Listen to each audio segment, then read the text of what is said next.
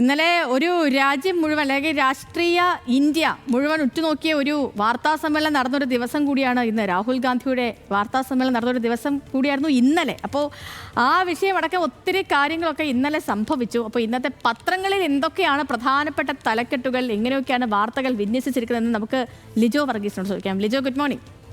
Good morning. Hello. Hi. എന്തൊക്കെയാണ് പത്രവിശേഷങ്ങൾ?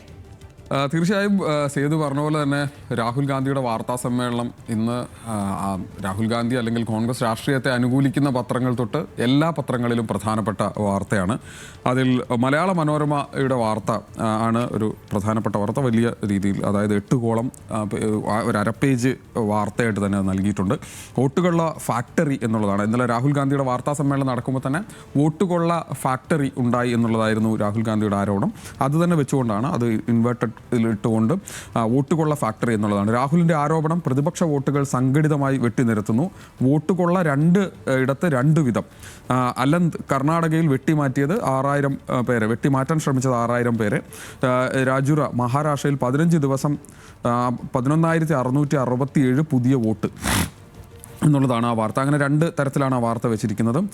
എല്ലാം നിഷേധിച്ച കമ്മീഷൻ എന്നുള്ള വാർത്തയും അതിൽ തന്നെ കൊടുത്തിട്ടുണ്ട്. IP അഡ്രസ്സും OTP കൈമാറാത്തത് എന്ത് എന്ന് ഉള്ളതാണ് രാഹുൽ ഗാന്ധിയുടെ ഇന്നലത്തെ ചോദ്യം. ആ ചോദ്യം ഉൾപ്പെടുത്തിക്കൊണ്ടാണ് മനോരമ ആ വാർത്ത നൽകിയിരിക്കുന്നത്.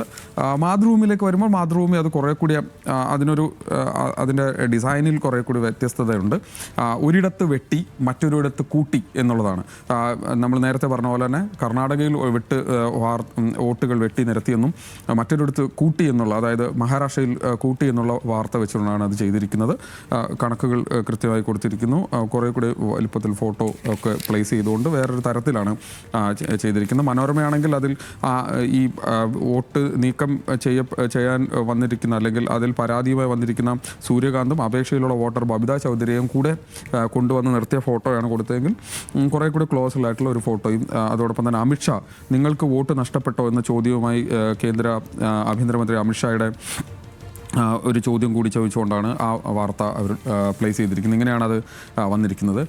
ഞാൻ നേരത്തെ പറഞ്ഞ പോലെ തന്നെ എല്ലാ തരം പത്രങ്ങളിലും ആ വാർത്ത വന്നിരിക്കുന്നു എന്ന് പറയുമ്പോൾ ജന്മഭൂമിയിൽ ആ വാർത്ത വന്നിട്ടുണ്ട്. ഹൈഡ്രജൻ അല്ല പൊട്ടിച്ചത്, വെറും പൂത്തിരി മാത്രം എന്ന് BJP പറയുന്നു. അടിസ്ഥാനരഹിതം രാഹുലിൻ്റെ ആരോപണങ്ങൾ തെരഞ്ഞെടുപ്പ് കമ്മീഷൻ തള്ളി എന്നുള്ളതുണ്ട്. വസ്തുതാവിരുദ്ധം തെളിവുകൾ നിരത്തി സംസ്ഥാന മുഖ്യ തെരഞ്ഞെടുപ്പ് ഓഫീസറും കോൺഗ്രസും രാഹുലും തെറ്റിദ്ധാരണ പടർത്തുന്നുവെന്ന് അമിത്ഷാ അടക്കം പറഞ്ഞ വാർത്തയാണ് ജന്മഭൂമി ഇന്ന് ആ വാർത്തയെ നൽകിയിരിക്കുന്നത്. അതായത് രാഹുൽ ഗാന്ധി ഇന്നലെ ഉന്നയിച്ച ആരോപണം എല്ലാ പത്രങ്ങളിലും എല്ലാത്തരം വിഭാഗം ആളുകളെയും സ്പർശിച്ചിട്ടുണ്ട് എന്ന് തോന്നുന്ന തരത്തിലാണ് ഇന്ന് പത്രങ്ങൾ കാണുമ്പോൾ നമുക്ക് തോന്നുക. മറ്റൊരു പ്രധാനപ്പെട്ട വാർത്ത എന്ന് പറയുന്നത് അത് വലിയ സങ്കടമുണ്ടാക്കുന്നൊരു വാർത്തയാണ്. അത് ഗസയിൽ നിന്നാണ്, ഫലസ്തീനിൽ നിന്നാണ്. റിയൽ എസ്റ്റേറ്റ് പദ്ധതി വെളിപ്പെടുത്തി ഇസ്രായേൽ എന്നുള്ളതാണ് ദേശാഭിമാനിയുടെ ഇന്നത്തെ വാർത്ത. ഗാസ തൂക്കി വിൽക്കും എന്നുള്ളതാണ് അതിന് ഹെഡ്ലൈനായി കൊടുത്തിരിക്കുന്നത്. യുദ്ധത്തിന് ചെലവാക്കിയ തുക ഭൂമി വിറ്റ് തിരിച്ചു പിടിക്കും. വിഹിതം പങ്കിടാൻ അമേരിക്കയുമായി ചർച്ച. വ്യാഴാഴ്ച 40-ലധികം പേർ കൊല്ലപ്പെട്ടു. അന്താരാഷ്ട്ര കോടതിയെ സമീപിച്ച ഖത്തർ എന്നുള്ളതാണ് വാർത്ത. അതിലൊരു ഫോട്ടോ ഉണ്ട്. അത് പൂർണ്ണമായി ഇടിച്ചു നിരത്തിയ ഒരു സ്ഥലം കാണുന്നതാണ്. പലസ്തീൻ പൗരന്മാരെ ഉന്മൂലനം ചെയ്ത് കെട്ടിടങ്ങൾ ഇടിച്ചു നിരത്തി ഗസയുടെ മണ്ണ് തൂക്കി വിൽക്കാനുള്ള ഹീന പദ്ധതി വെളിപ്പെടുത്തി ഇസ്രായേൽ എന്നുള്ളതാണ്. വൻ റിയൽ എസ്റ്റേറ്റ് ബിസിനസ് സാധ്യതയാണ് തുറക്കുന്നതെന്നും ഗസയിലെ മണ്ണ് പങ്കുവെക്കുന്നതിന് അമേരിക്കയുമായി ചർച്ച നടത്തിയാണെന്ന് ഇസ്രായേൽ പ്രധാനമന്ത്രി ബെസലേൽ സ്ട്രോമിച്ച് വെളിപ്പെടുത്തി എന്നുള്ള വാർത്തയാണ് ദേശാഭിമാനി ഇന്ന് കൊടുത്തിരിക്കുന്നത്. ഇതിൽ തന്നെ ഈ ഗസയുമായി ബന്ധപ്പെട്ട് മാതൃഭൂമിയിൽ ഒരു ഫോട്ടോ ഇന്നുണ്ട്. അത് ദൂരെ ദൂരെ എന്നുള്ളതാണ്. ഒഴിഞ്ഞു പോകണമെന്ന ഇസ്രായേൽ അറിയിപ്പിനെ തുടർന്ന് മധ്യ ഗാസയിലെ അഭയാർത്ഥി ക്യാമ്പിൽ നിന്ന് പലായനം ചെയ്യുന്ന ഫലസ്തീൻകാർ എന്നുള്ളതാണ്. കൊച്ചു കുട്ടികളടക്കം നിരവധി ആളുകൾ ഒരു ട്രക്കിൽ പോകുന്നതാണ് ചിത്രം കാണിച്ചിരിക്കുന്നത്. അതാണ് ഇന്ന് മാതൃഭൂമി കൊടുത്തിരിക്കുന്നത്. അത് മാധ്യമത്തിലേക്ക് വരുമ്പോൾ മറ്റൊരു ചിത്രം കൂടിയുണ്ട്. അത് ദുരിതക്കടൽ എന്നുള്ള ചിത്രമാണ്. ഒരു കടൽ പശ്ചാത്തലത്തിലൊരു പൊളിഞ്ഞ കാറുമായി കിട്ടിയ സാധനങ്ങളുമൊക്കെയായി പോകുന്ന മനുഷ്യരുടെ ചിത്രമാണ് അതിൽ കൊടുത്തിരിക്കുന്നത്. അങ്ങനെ ഒരു നാട് പൂർണ്ണമായും ഇല്ലാതാകുന്നു, അല്ലെങ്കിൽ ഒരു രാജ്യം ഇല്ലാതാകുന്നു, ഒരു ജനത പൂർണ്ണമായും ഇല്ലാതാകുന്നു എന്നുള്ളതിന് തോന്നലുണ്ടാക്കുന്ന, ഉള്ളിലൊരു വിങ്ങലുണ്ടാക്കുന്ന നിരവധി ചിത്രങ്ങൾ ഇന്ന് വിവിധ പത്രങ്ങളിലുണ്ട്. അത് എല്ലാവരും വളരെ ഭംഗിയായി തന്നെ ആ വാർത്ത ആളുകളിലേക്ക് എത്തിക്കാൻ ശ്രമിക്കുന്ന തരത്തിലുള്ള വാർത്തകൾ പലയിടത്തായി നമുക്ക് കാണാനും കഴിയും. മാതൃഭൂമിയിലേക്ക് വീണ്ടും വന്നു കഴിഞ്ഞാൽ പാകിസ്ഥാനുമായി പ്രതിരോധ കരാറിൽ ഒപ്പിട്ട് സൗദി എന്നുള്ളതാണ്. സംയുക്ത പ്രതിരോധം ശക്തമാക്കും എന്നുള്ളതാണ്, സസൂക്ഷ്മം വിലയിരുത്തും എന്ന് ഇന്ത്യ പറയുന്നു. ഒരു പ്രതിരോധ കരാറാകുമ്പോൾ സ്വാഭാവികമായ അയൽരാജ്യത്തിൽ ഉണ്ടാകുന്ന പ്രശ്നങ്ങൾ എന്ന നിലയ്ക്ക് നമ്മുടെ രാജ്യം അത് ആ തരത്തിൽ തന്നെ വിലയിരുത്തുന്നു എന്നുള്ളതാണ്. തങ്ങളുടെ സുരക്ഷ വർദ്ധിപ്പിക്കുന്നതിനും അതിലൂടെ പ്രാദേശിക സമാധാനവും സ്ഥിരതയും നിലനിർത്തുന്നതിനുമുള്ള ഇരു രാജ്യങ്ങളുടെയും പ്രതിജ്ഞാബദ്ധത പ്രതിഫലിക്കുന്നതാണ് കരാറെന്ന്. ഏത് ആക്രമണത്തിനുമെതിരെ സംയുക്ത പ്രതിരോധം ശക്തമാക്കാനാണ് കരാർ എന്നും പറയുന്നതാണ്. അങ്ങനെ അത്തരത്തിൽ നമ്മുടെ തൊട്ടയൽ രാജ്യത്തുണ്ടാവുന്ന ഒരു ഡെവലപ്മെൻറ്റിനെ ആ തരത്തിൽ മാതൃഭൂമി ഒന്നാമത്തെ പേജിൽ തന്നെ കൊടുത്തിട്ടുണ്ട്. മറ്റൊരു വാർത്ത തൊട്ടയൽ സംസ്ഥാനത്ത്, നമ്മുടെ കേരളത്തിന് തൊട്ടയൽ സംസ്ഥാനത്തുള്ളൊരു വാർത്തയാണ്. അത് തമിഴ്നാട്ടിൽ നിന്നുള്ളതാണ്. കേരള ചരിത്രം ഓർമ്മിപ്പിച്ച് മദ്രാസ് ഹൈക്കോടതി എന്നുള്ളതാണ്. ക്ഷേത്രപ്രവേശനത്തിൽ വിട്ടുവീഴ്ചയില്ല, വൈക്കവും ഗുരുവായൂരും പേരെടുത്തു പറഞ്ഞു.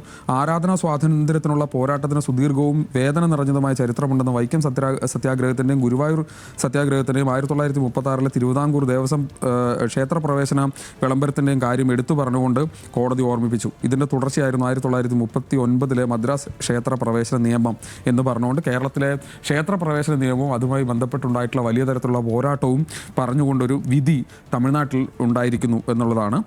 മദ്രാസ് ഹൈക്കോടതിയുടെ വിധി ഉണ്ടായിരിക്കുന്നു എന്നുള്ളതാണ് മാതൃഭൂമി മറ്റൊരു വാർത്തയായി കൊടുത്തിരിക്കുന്നത്. ഇനിയിപ്പോൾ കേരള കൗമുദിയിലേക്ക് വന്നു കഴിഞ്ഞാൽ അത് ഈ ഒരു വാർത്തയാണ്. അതായത് ഇൻഫോ പാർക്കിൽ 2 ലക്ഷം തൊഴിൽ എന്നുള്ളതാണ്. IT നഗരത്തിൻ്റെ നിർമ്മാണം 1 വർഷത്തിനകം, സർവ്വനിയന്ത്രണവും നിർമ്മിത ബുദ്ധിയിൽ എന്നുള്ളതാണ്. സ്ഥലം കണ്ടെത്തുക, ലാൻഡ് പൂളിലൂടെ, അത് അടുത്ത വർഷം തന്നെ അതിൻ്റെ നിർമ്മാണ പ്രവർത്തനം തുടങ്ങും എന്നുള്ള ഇന്നലെ കഴിഞ്ഞ ദിവസം മുഖ്യമന്ത്രിയുടെ പ്രഖ്യാപനത്തിൻ്റെ കുറെ കൂടി ഡീറ്റെയിൽ ആയിട്ടുള്ളൊരു വാർത്ത ഇന്നിപ്പോൾ കേരള കൗമുദിയിൽ നൽകിയിരിക്കുന്നു എന്നുള്ളതാണ്. ഇനിയിപ്പോൾ 1-2 7-ാം പേജുകളിലുള്ള വാർത്തകൾ നോക്കുകയാണെങ്കിൽ ഒന്ന് മാതൃഭൂമിയാണ്. മാതൃഭൂമിയുടെ 7-ാം പേജിൽ പറഞ്ഞിരിക്കുന്നത് അടിച്ചത് കമ്മീഷനെ, കൊണ്ടത് BJPക്ക് എന്നുള്ളതാണ്. വോട്ട് കവർച്ച ആരോപണത്തിൽ BJPയെ വിടാതെ രാഹുൽ എന്നുള്ളതാണ്. അതിൽ ഒരു കാരിക്കേച്ചർ കാണാം. അത് ഒരു ജാവലിൻ എറിയുന്നതാണ്. ജാവലിൻ വാർത്തയിലേക്ക് നമുക്ക് വരാം. അത്തരം ഒരു കൃത്യമായി BJPയുടെ മുഴുവൻ ആളുകളും പ്രതികരണം നടത്തി, അല്ലെങ്കിൽ BJPയിൽ നിന്നുള്ള പ്രതികരണം ഉണ്ടാകുമ്പോൾ അത് കൊണ്ടത് BJPക്കാണെന്ന് തോന്നുന്നു എന്ന തരത്തിലാണ് മാതൃഭൂമി ആ വാർത്തയെ പ്ലേസ് ചെയ്തിരിക്കുന്നത്. നമ്മൾ അമീബിക് മസ്തിഷ്ക ജ്വരവുമായി ബന്ധപ്പെട്ട് വലിയ തരത്തിലുള്ള ആശങ്ക നിലനിൽക്കുമ്പോൾ അത്തരത്തിലൊരു വാർത്ത ഇന്ന് മനോരമയിലുണ്ട്. അതും 7-ാം പേജിലാണ് ആ വാർത്തയുള്ളത്. അതായത് ഇത് എങ്ങനെയാണ് ഈ രോഗം പടരുന്നതെന്ന് സംബന്ധിച്ച് ഒരു വ്യക്തത ഇല്ലാത്തത് ആരോഗ്യ വിദഗ്ധരെയും വലിയ തരത്തിൽ പ്രതിസന്ധിയിലുണ്ടാക്കുന്നു എന്നുള്ളതാണ്. മൂക്കിലൂടെ മാത്രമല്ല രോഗബാധ, ശ്വാസകോശം, മുറിവ് എന്നിവയിലൂടെയും ശരീരത്തിലേക്ക് കടക്കാം. ആരോഗ്യ വിദഗ്ധർ ആശയക്കുഴപ്പത്തിൽ എന്നുള്ളതാണ്. കുറെ കൂടെ ജാഗ്രതയോടെ ജീവിക്കേണ്ട ഒരു സാഹചര്യത്തിലേക്ക് കാര്യങ്ങൾ മാറുന്നു എന്നുള്ളതാണ്. കിണറും ശുചിമുറി ടാങ്കും അടുത്താൽ അപകടമുണ്ടാകും എന്നും ഈ വാർത്തയിൽ പറയുന്നുണ്ട്. അത് ഒരു കുറെ കൂടി ആശങ്ക ഉണ്ടാക്കുന്ന ഒരു വാർത്ത എന്ന നിലക്കാണ് അത് പറഞ്ഞത്. മെട്രോ യാത്രക്കാരുടെ എണ്ണത്തിൽ വർധനവ് എന്നുള്ള വാർത്ത ഇന്ന് മനോരമയിലുണ്ട്. യാത്രക്കാരുടെ എണ്ണത്തിൽ പ്രതിവർഷം 10% വർധനവ്. കഴിഞ്ഞ മാസം യാത്ര ചെയ്തത് 34,10,000 പേർ എന്നുള്ളതാണ് വാർത്ത. മെട്രോയിൽ ആളുകൾ കൂടുന്നു, അത് വലിയ തരത്തിലുള്ള വരുമാന വർധന ഉണ്ടാവാനുള്ള സാധ്യത എന്ന നിലക്കാണ് ആ വാർത്ത കൊടുത്തിരിക്കുന്നത്. വീണ്ടും കേരള കൗമുദിയിലേക്ക് വന്നാൽ കേരള കൗമുദിയിൽ മറ്റൊരു വാർത്തയുണ്ട്. അത് വനിതകളെ ഫിറ്റാക്കി പുന്നപ്ര ഗ്രാമം എന്നുള്ളതാണ്. ഫിറ്റാക്കി എന്ന് പറയുമ്പോൾ ആ ഫിറ്റാക്കൽ എന്ന് പറയുന്നത് ജിംനേഷ്യം കൊണ്ടുവന്നുകൊണ്ടാണ്. ആലപ്പുഴയിൽ ജീവിതശൈലി രോഗങ്ങളിൽ നിന്ന് കരുതലേകാൻ പുന്നപ്ര തെക്ക് പഞ്ചായത്ത് ആരംഭിച്ച വനിതാ ജിംനേഷ്യം ഹിറ്റ്. പ്രസിഡന്റ് PG സൈറസിൻ്റെ മനസ്സിലുദിച്ച ആശയം പഞ്ചായത്തിൻ്റെ വാർഷിക പദ്ധതിയിൽ ഉൾപ്പെടുത്തിയാണ് നടന്നത്. 60 വയസ്സുകാരി വരെ ഈ ജിമ്മിൽ ഉണ്ട്. അത് സ്ത്രീകൾക്ക് മാത്രമായ ഒരു ജിമ്മ് എന്നുള്ളതാണ് ആ വാർത്ത നൽകിയിരിക്കുന്നത്. മാധ്യമത്തിൻ്റെ പേജ് 1 തമാശയല്ല, അതിൽ കാര്യമുണ്ടെങ്കിൽ പോലും അങ്ങനെ ഒരു വാർത്തയുണ്ട്. അത് ബിരിയാണിയിൽ ചിക്കൻ കാല് കിട്ടിയില്ല, ഹോം ഗാർഡുകൾ തമ്മിലടി എന്നുള്ളതാണ് ആ വാർത്ത. ഇത് കൊച്ചിയിലാണ്, പള്ളുരുത്തിയിലാണ്. അവിടെ ഒരു വിരമിക്കൽ ചടങ്ങുമായി ബന്ധപ്പെട്ട സമയത്ത് ബിരിയാണി നൽകിയപ്പോൾ 2 പേർക്ക് ചിക്കൻ കാല് കിട്ടാത്തതിൽ വലിയ തരത്തിലുള്ള പ്രശ്നമുണ്ടായി എന്നുള്ളതാണ് ആ വാർത്ത. കേരള കൗമുദിയിലൊരു വാർത്ത കൂടി പറഞ്ഞ് നമ്മൾ അവസാനിപ്പിക്കുകയാണ്. അത് സ്പോർട്സ് പേജിലാണ്. അത് എല്ലാ പത്രങ്ങളിലും ആ വാർത്തയുണ്ട്. പക്ഷേ ഇന്ത്യയുടെ ഒരു സെൻസേഷൻ ആയിട്ടുള്ള ആളാണ് നീരജിന് കണ്ണേറ് എന്നുള്ളതാണ് ആ വാർത്ത. അതായത് ജാവലിൻ എയറിൽ ഇന്നലെ 8ാം സ്ഥാനത്തേക്ക് പോയ നീരജിന് കുറച്ച് കാലത്തിനിടയിലുണ്ടായ വലിയൊരു സെറ്റ് ബാക്കാണ്. അതുകൊണ്ട് തന്നെ അതിന് നീരജിന് കണ്ണേറ് എന്നുള്ളതാണ്. ജാവലിൻ എയറിന് പകരം അത് ആളുകളുടെ കണ്ണ് കിട്ടിയാണ് എന്നുള്ള തരത്തിൽ അതിനെ പ്രസന്റ് ചെയ്തിട്ടുണ്ട് കേരള കൗമുദി. അങ്ങനെ ഒരുപാട് വാർത്തകൾ ഉണ്ട്. ഇനിയും നമുക്കും ഒരുപാട് വാർത്തകളുണ്ട്. നമ്മൾ സേതുവിലേക്ക് വീണ്ടും തിരികെ വരികയാണ്.